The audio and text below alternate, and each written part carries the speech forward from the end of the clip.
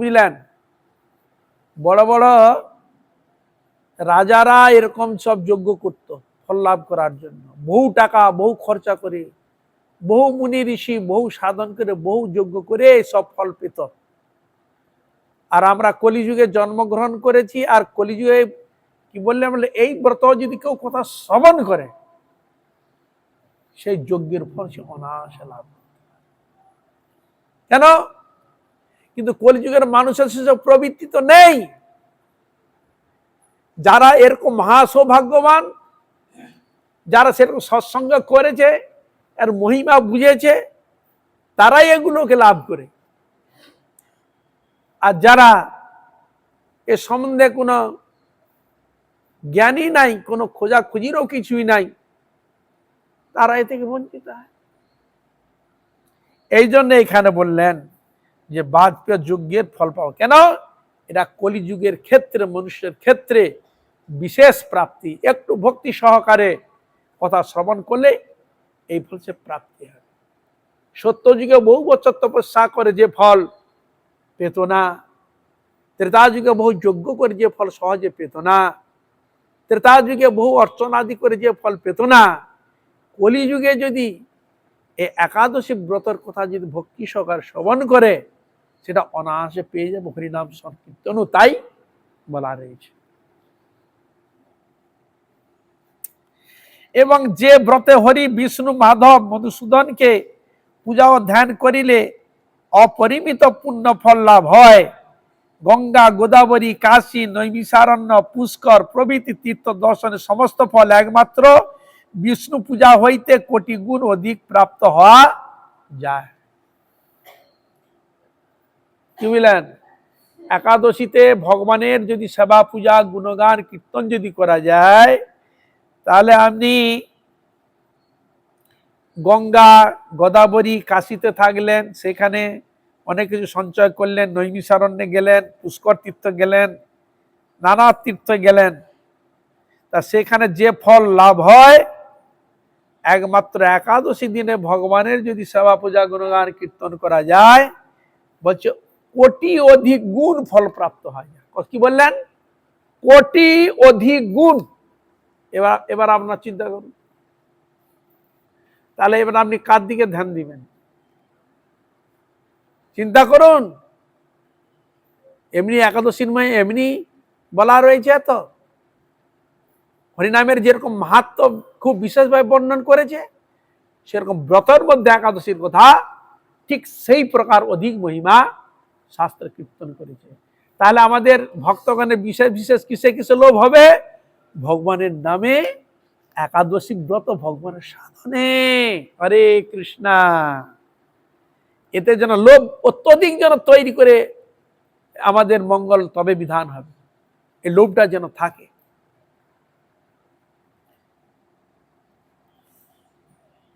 সাগর অরণ্যযুক্ত পৃথিবী দানের ফল বলছে, সাগর অরণ্যযুক্ত পৃথিবী দান, অরণ্যযুক্ত পৃথিবী দান করলে যে ফল, সৎবসা দুগ্ধবতী ধেনু মানে গাভী দামের ফল অনায়াসে এই ব্রত পালনে লাভ হইয়া থাকে। বুঝতে পেরেছ?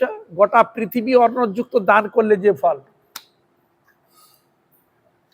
হ্যাঁ, একাদশী ব্রত করলে আপনি সেই ফল পাচ্ছেন। তাহলে একাদশীর মহিমা কত! এটা লোক দেখানো নয়, গাঁজাখড়ি কথা নয়, বলে দিচ্ছে লোক কে করেছিল না। ব্রহ্মা কোনোদিন মিথ্যা কথা বলেন না, ভগবান কোনোদিন মিথ্যা কথা বলেন না, মানুষ মিথ্যা কথা বলে। মানুষ বেঈমানি করতে পারে, ভগবান কোনোদিন বেঈমানি করেন না। একাদশী স্বয়ং কৃষ্ণই একাদশী, অন্য কেউ নয়, এই জন্য তার এত মাহাত্ম্য। ভগবান কি দায় পড়ল তাকে এই একাদশী রূপ ধারণ করে কাজ করতে? জীবের মঙ্গলের জন্য।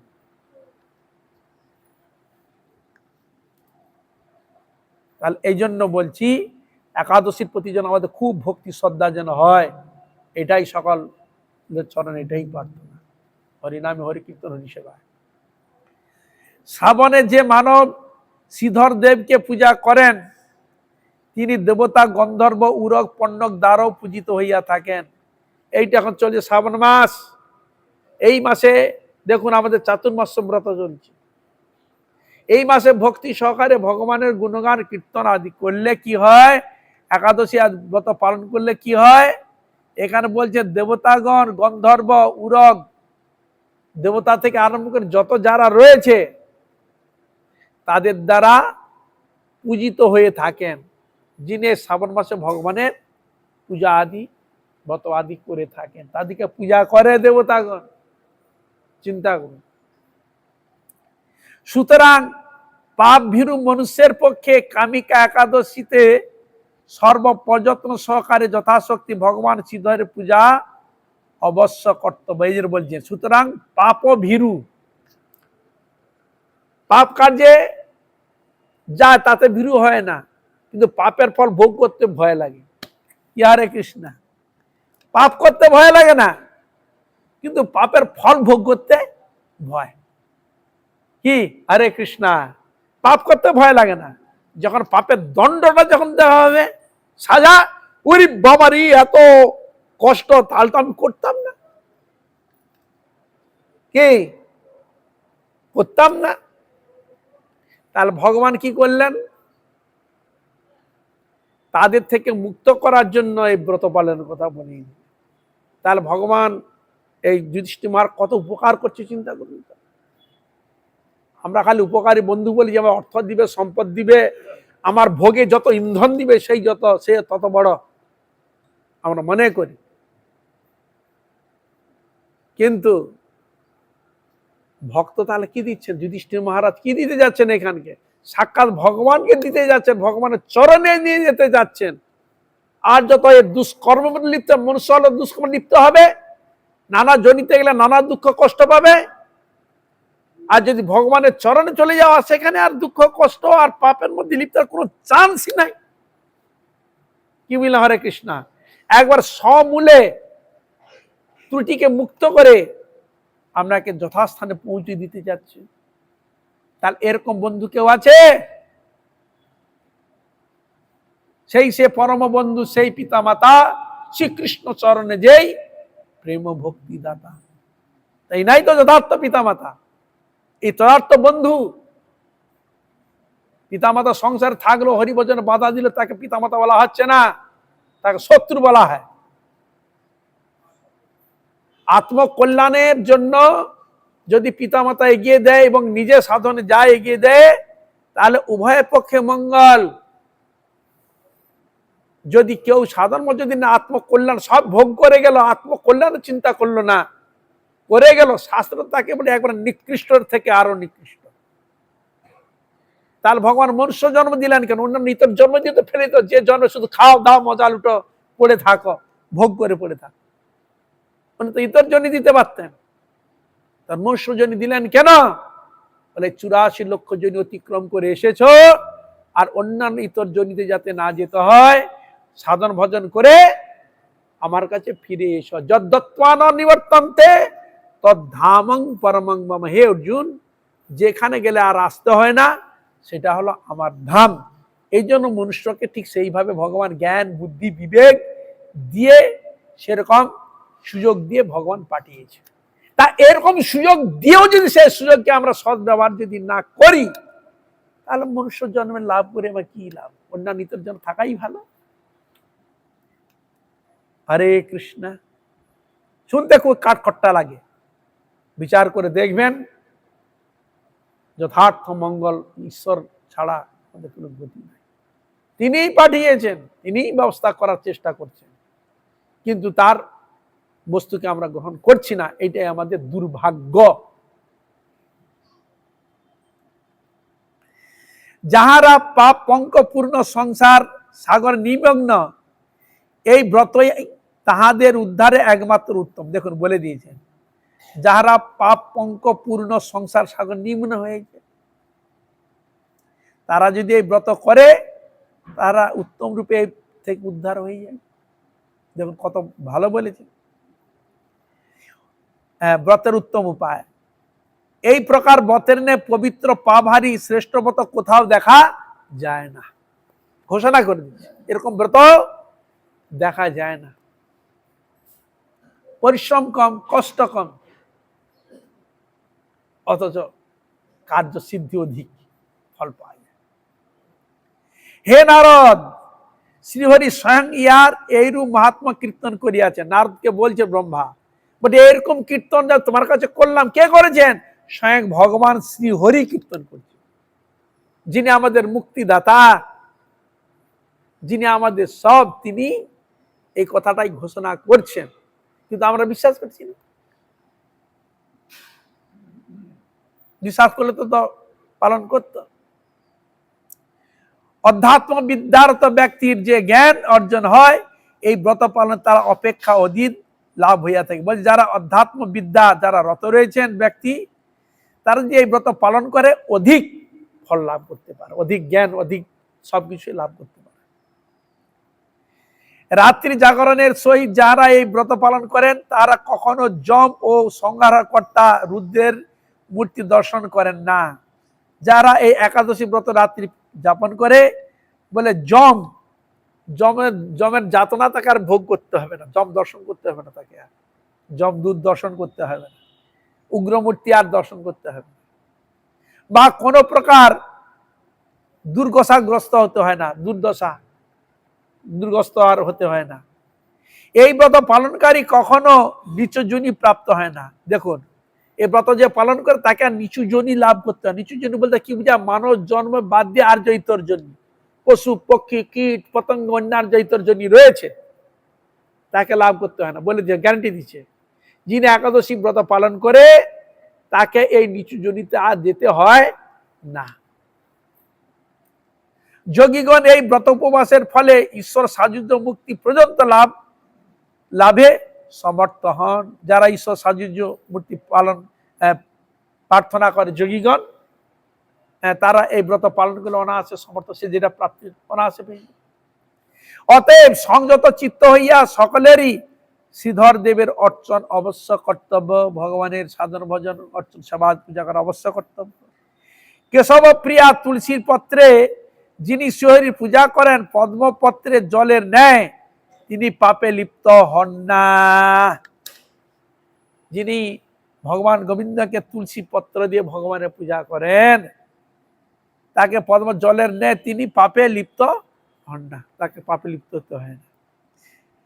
এক ভার সুবর্ণ চতুর্গুণ রৌপ্য মূল্যের উপকরণ দ্বারা পূজায় যে ফল লাভ করা যায়, মাত্র একটি তুলসী দল দ্বারা পূজনে সেই ফল লাভ প্রাপ্ত হওয়া যায়।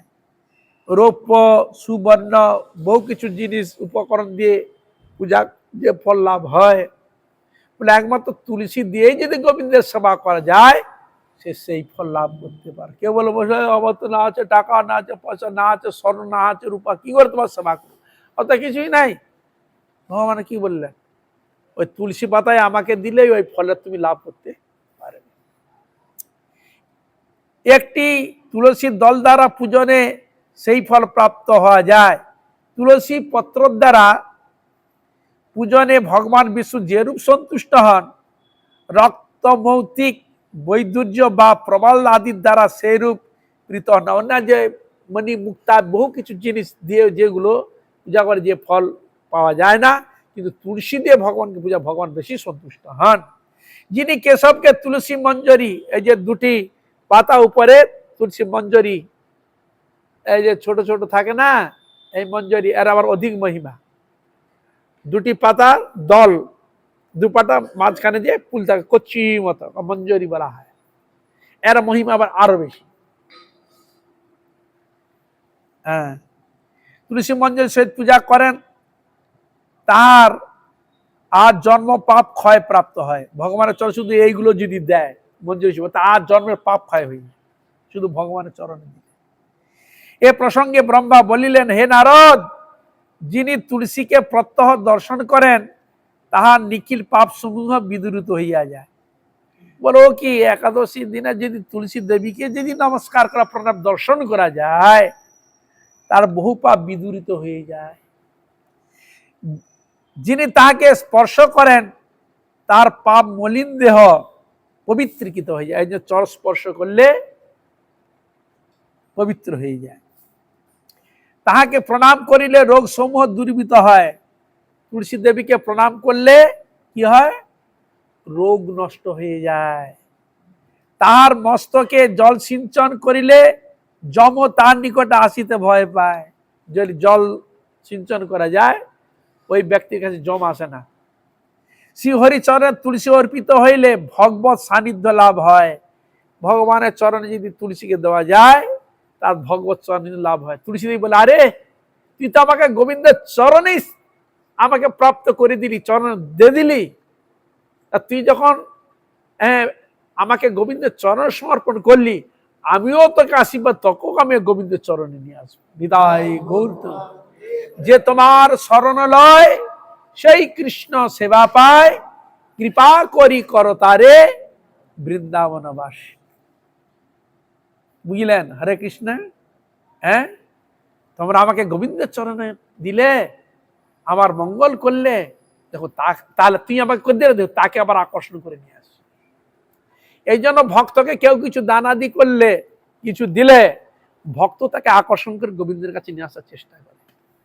হরিভজন যদি না করে, তাকে হরিভজনের আকর্ষণ করার চেষ্টা করে, হরিভজনে এসো। কেন?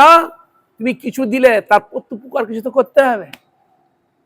দেখুন, তাহলে ভগবানের সেবা ক্ষেত্রে, ভক্ত সেবার ক্ষেত্রে আমরা লাভ ছাড়া লোকসান নেই। পাপ বিমুক্তি এবং ভক্তি ফল প্রাপ্তি হয়। অতএব হে কৃষ্ণ ভক্তি প্রদায়িনী, তোমায় প্রণাম করি। একাদশী দেবীকে প্রণাম করছেন, হে একাদশী দেবী তোমায় প্রণাম, বিদ্যা দেবী তোমায় নমস্কার। যে ব্যক্তি হরিবাসের ভগবানে সম্মুখে দীপদান করেন, চিত্রগুপ্ত তাহার পুণ্যের সংখ্যা গণনা করিতে পারে না। ভগবানের কাছে যদি কেউ আরতি, দীপ আরতি করে, বলে ভগবানের কাছে যে দীপ আরতি করেছে যে কি লাভ করে, ও চিত্রগুপ্ত বলতে পারে না। এবং তার স্বর্গস্থ পিতৃপুরুষ দেবতা গণস সমগ্র রূপে তৃপ্ত হন। যদি ভগবানের কাছে এই একাদশী দিনে এই প্রদীপ ঘুরানো যায়, তা পিতৃপুরুষগণ তারা সন্তুষ্টি লাভ করে। আর কে লাভ করে? দেবতাগণ, ও তারা তৃপ্ত হয়। তস্মিন তুষ্টে জগৎ তুষ্টং প্রীণিতে প্রীণিতাং জগৎ, জগৎ তুষ্ট প্রীত হয়। তিল তৈল বা ঘৃত সিক্ত দ্বীপের ফলে সেই ব্যক্তি শতকোটি দ্বীপে পূজিত হইয়া সর্বলোকে গমনাগমন করিতে পারেন। দেখুন, তিল তেল বা ঘৃত সিক্ত দ্বীপের দ্বারা ফলে সেই ব্যক্তি শতকোটি দ্বীপে পূজিত, শতকোটি দ্বীপে পূজিত হয়। যিনি আবার যিনি দান করেন, তিনি সর্বলোকে গমনাগমন করতে পারে, গমনাগমন যেতে এবং আসতে পারে। শ্রীকৃষ্ণ বলিলেন, হে রাজন, আমি আপনার নিকট সর্বপাতক হারিণী কামিকার মাহাত্ম্য বর্ণন করিলাম। অতএব যিনি ব্রহ্মহত্যা, বলছেন এই যে তোমার কাছে বর্ণন করলাম, যিনি ব্রহ্মহত্যা করেছেন, ভ্রূণ হত্যা করেছেন, পাপ বিনাশিনী বৈষ্ণব স্থান প্রদায়িনী ও মহাপুণ্য ফলপ্রদা কামিকা ব্রত পালন করিবেন ও তাহার মাহাত্ম্য শ্রদ্ধা সহকারে শ্রবণ করেন, তিনি সর্বপাপ নির্মুক্ত হইয়া বিষ্ণু লোকে গমন করে থাকেন। বলে একাদশী মাইয়া কি, তুলসী মাতা কি, তুলসী দেবী কি, একাদশী কি, ভগবান শ্রী কৃষ্ণচন্দ্র জিউ কি, রাধা রানী কি, নিতাই গৌর হরি কি, যুধিষ্ঠির মহারাজ কি, সকল বৈষ্ণব বৈষ্ণবী বৃন্দ কি।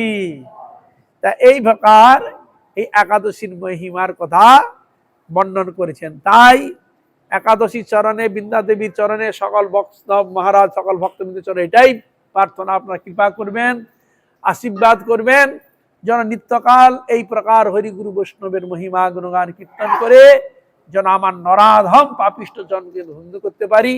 হইয়াছেন হইবেন প্রভু যত দাস, সবার চরণ বন্ধু দন্তে করি ঘাস।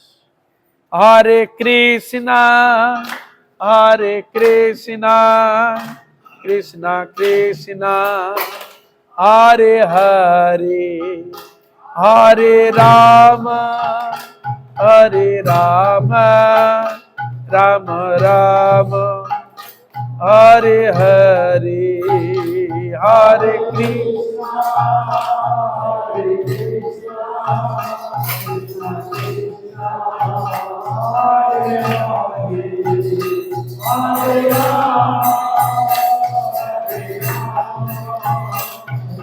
সবাই কীর্তন করুন হরে কৃষ্ণ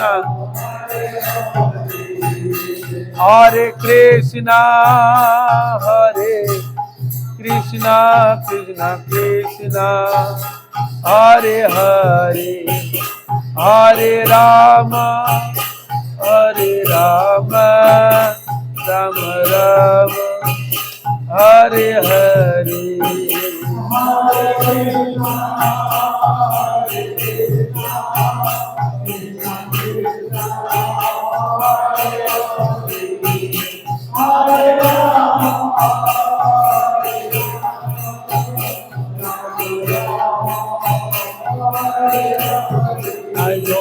হরি বল হরি বল হরি বল হরি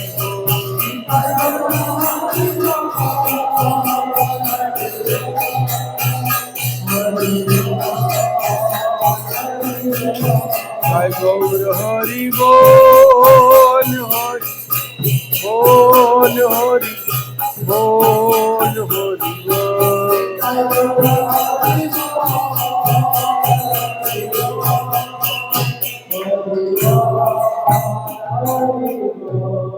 जय गौर प्रेमानंदे जय श्री श्री गुरु गौरांग गिरिधारी गोविंद गोपीनाथ मदन मोहन श्री श्री राधा विनोद बिहारी जी की जय जगत गुरु लीला प्रभु श्री